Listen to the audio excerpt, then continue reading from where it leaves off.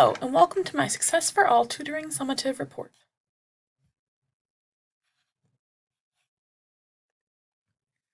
My student's name was Lily. She was a little girl in first grade. She lived in the projects with a couple of her siblings. She loves animals, especially unicorns. When I asked her what her favorite color was, she said she loves all the colors of the rainbow, but then amended that statement stating that she also likes pink. She has high ambitions for the future and wants to be both a doctor and a teacher when she grows up. When I administered her pre-assessment, she mastered both phonemic awareness and concepts about print quickly. She had all of her regular letter sounds mastered except for the soft A, and E, sounds. She reversed these two and had learned them backwards. She also had the names of all the letters mastered. The biggest struggle she faced with letter sounds were irregular sounds, blends, and digraphs.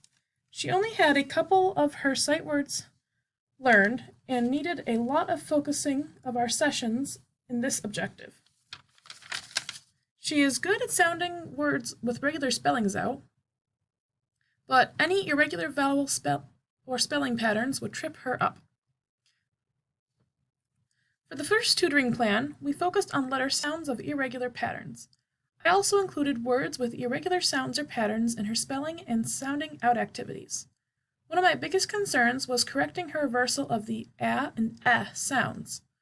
Once those were fixed, I knew irregular sounds or spelling patterns, especially those of the vowels, would make more sense to her.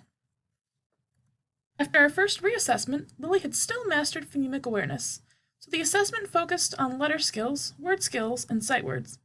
Lily got the and correct for the first time during our fourth lesson, and this carried over into the reassessment. I was so excited!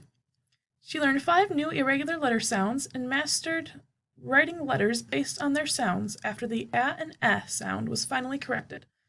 Lily mastered the th and sh sound.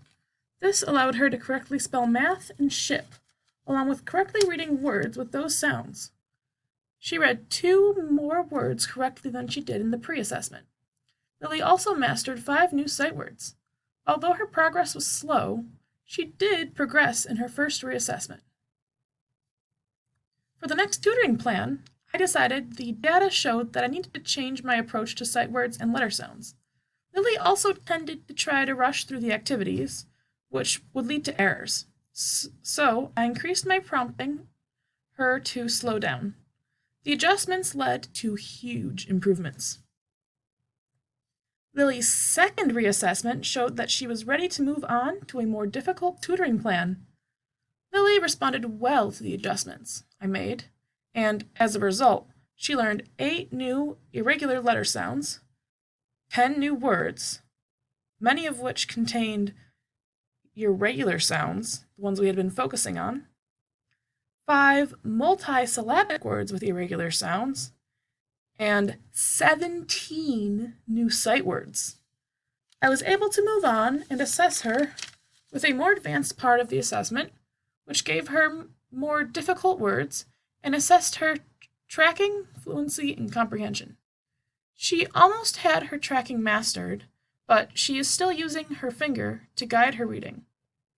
Lily does not self-correct when she is reading, so if she makes a mistake, she just keeps going and doesn't realize that it didn't sound correct. But she can read 38 words correct per minute, which is 2 words away from grade level standards. She mastered most of the comprehension benchmarks, but she does not effectively use chunking or preview the text without teacher prompting. I decided to maintain the changes I made to the last tutoring plan's activities because they worked really well. I also chose stereo reading to help increase her fluency. In the new tutoring plan, they got rid of phonemic awareness as one of the activities and added fluency in. Unfortunately, Lily was absent for 2 of her final 4 sessions, so I did not get as much data as I would have liked. She was only there for 2 of them. However, in those last 2 sessions, she made good progress.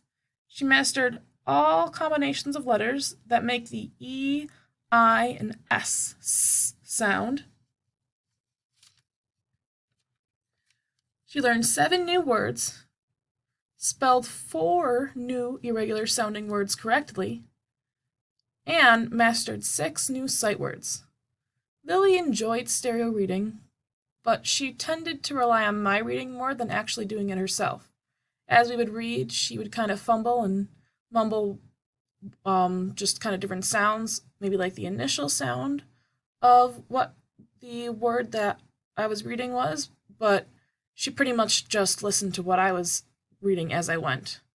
So I wish I had been working with her longer so I could have changed to a different activity and seen if that would help her fluency. And I hope somebody works with her on that in the future. A lot of my strategies stayed the same throughout, minus the 2 I changed for the second lesson plan. Since Lily had already mastered phonemic awareness, Clap It Out was a good warm-up activity, but it was the hardest one in the book, and she really didn't need to continue doing Clap It Out because she really had it down. I had to change my letter matching activity because Lily did not progress much with her letters during the first lesson plan. For the first lesson plan, the game I played, I would say the sound, and then she would pick which letter card that I had put in front of her made that sound. She had a choice of about 9 cards. Although this helped her get her a and sound switched back around, she didn't learn as many new sounds as I would have liked her to learn. So I decided to change the activity and kind of flip it. So I chose the activity letter blending card letter sound match. And for the activity for the second lesson plan, I would show her a card and then she would make the sound. This seemed to make the connection for her, and she learned more sounds that way. She seemed to get it more when she was making the sound and seeing it at the same time. And I think using both learning preferences really helped kind of solidify that for her. The Finger Detective, for her word skills for reading words activity, proved to be a really great way to get Lily to slow down when she sounded the words out as she was reading. And the spelling words activity also seemed to really work for her, as long as she wasn't rushing through. A lot of times I would have to stop her and get her to think it through again and do it again slowly so that before she would write the letters, and then she would get it correct easily. But when she was rushing through it, instead of writing through, like I threw a ball, she would write THU. And she knew that R was there. So as soon as she slowed down and actually listened to the word, she would get it closer. So the first sight word activity that I had Lily do was she would read the red words until she got them all correct. But the issue that I found was she would memorize their order, since in the books they're always in the same order. So what I did was I replaced this activity with the sight word picture cards game, which ended up being a lot of work to prepare, but she loved this game. The cards allowed me to mix the words up and gave her a visual cue with the picture on the back of the card so that she could see a picture that represented the word to help her remember the word. I made my own set with the clip art, as I said, and I blew up the words so that way I could bring it with me on my own every time, and they seemed to like the unique sentences that I came up with on the back. So Lily really did enjoy stereo reading, but like I said, I would pick a different fluency activity next time because I want her to do more of it on her own rather than just piggybacking off of what I was reading. Fluency we didn't start until the third lesson plan because we got to move on to that new lesson plan. So if I were to continue working with her, I would have picked maybe echo reading or something different. Lily's tutoring was related to the science of reading's initial strands, the language comprehension and word recognition, the little broken up strands, because she was really just starting out, so it wasn't really any of the tighter, increasingly strategic and automatic strands yet. Her learning mainly focused on the word recognition strands, those 3, because we focused on decoding through sounding words out, sight recognition with her sight words, and her phonological awareness was already really good, so she just used that as she went. We were slowly beginning to work on language comprehension more towards the end of our sessions when we were doing fluency and tracking and vocabulary, but we didn't really focus there much because I only had 2 sessions with her like that. I recommend that Lily would continue with tutoring. The one-on-one differentiation through the response to intervention program at their school seems to really work well for her and should allow her to reach her grade level expectations by the end of the year. She was already at 38 words per minute, and the goal for first graders is 40 words per minute, correct? So I think it would really kind of get her to where she's got to be to start 2nd grade. I think future tutoring should focus on sight words and fluency instruction.